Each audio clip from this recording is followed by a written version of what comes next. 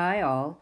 I wanted to record this whiteboard video for you of the third approach to valuation that we are using with stocks, and that is the corporate valuation model.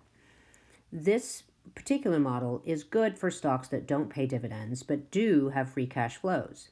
As we discussed, only about half of the stocks in the S&P pay dividends, so this is a great option for those companies. But this obviously needs for companies ideally to have some sort of free cash flows that are positive over time.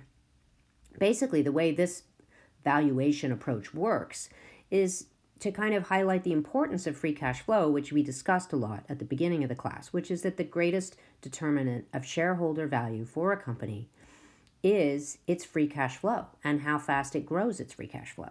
So the idea here is if we take all the free cash flows of the firm and project them out into the future, and then we present value them or discount them back to today, we will find the value of the whole firm, okay? And at least for now, I'm going to give you these free cash flows so you don't have to calculate them, all right? The way this problem works, or this approach works, though, is it's essentially a multi-step thing.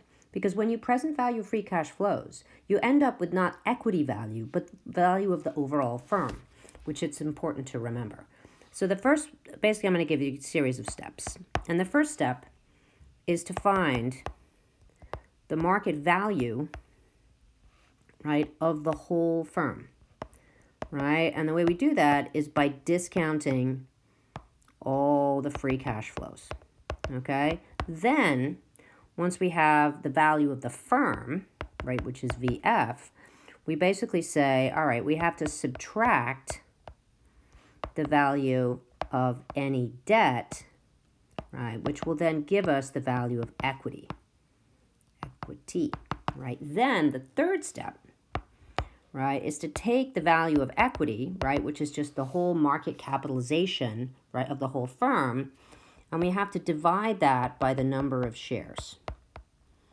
And that gives us present value per, or not present value, but intrinsic value per share, right? Because again, the whole point of these exercises is to basically come up with a share price in today's money, in today's time frame, that'll allow us to compare to the current price and see where our stock is and whether it's one we think we can buy or not. All right, so let's move on to an example. Okay. So if I give you a series of cash flows, right, 0. So in year 1, there's a negative free cash flow.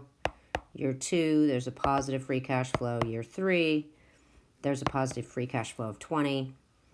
And then by year 3, I'm assuming that there's going to be a growth rate of 6% for cash flows, essentially, into infinity, right? Because this is a stock, so we have to assume it grows forever.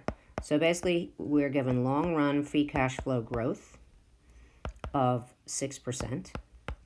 And we're given a discount rate, which is our, the rate at which we discount things or PV them, of 10%. And it's going to be not the required return anymore, but the overall weighted average cost of capital, which is a concept we haven't gotten to yet, but it just is the right discount rate when you're looking at entire firm value, right? So our discount rate is going to be 10%.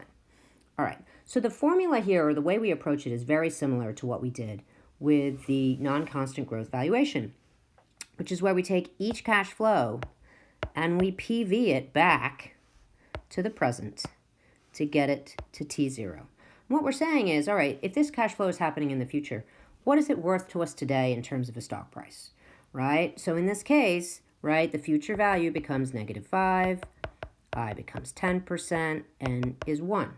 Right here, when we're doing the second one, N is 2. When we're doing the third one, we're PVing 3 years, N is 3, right? And these become your future values, right? And you can do each of these on your calculator, such this becomes 4.5, positive 8.2, positive 15.0, right? And note the change in sign here. This is a negative cash flow, right? It's not a positive one, but that's okay. We can still use it.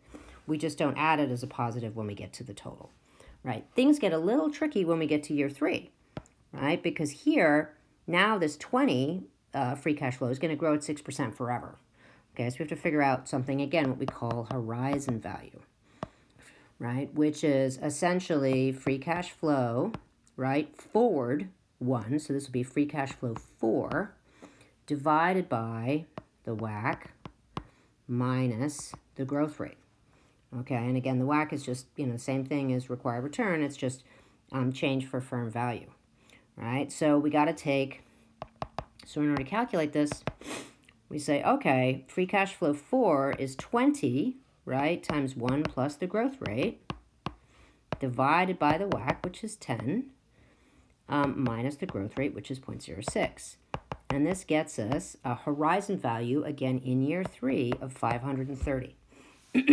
So can we use this in time value 3? Not really, because we can't add money in T0 to money in T3. We learned this when we were in present value world, right? And we learned the time value of money. So we have to take this and we have to discount it back, right? So your future value is 530, your N is 3, your I is 10, right? You discount this back and you get 398.2, right?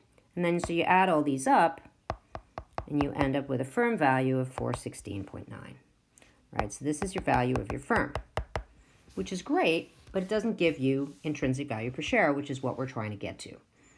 Okay, so we're going to move on to the next page. And again, there's slides which illustrate this exact same thing in your slide deck. So the market value of equity, right, or the firm value of equity, right, equals, right, we can basically say, well, the value of the firm, if we subtract out the market value of debt, right, which you're going to get given, that will give us the market value of equity, right? So we know market value of the firm, we just calculated this, is 416.9. We're told, right, in this example that we have 40 million of debt and preferred, right? So this is given, right? We subtract out the debt and we get a value of equity of 376.9. So this is great. So now this is basically market capitalization. We've discussed this.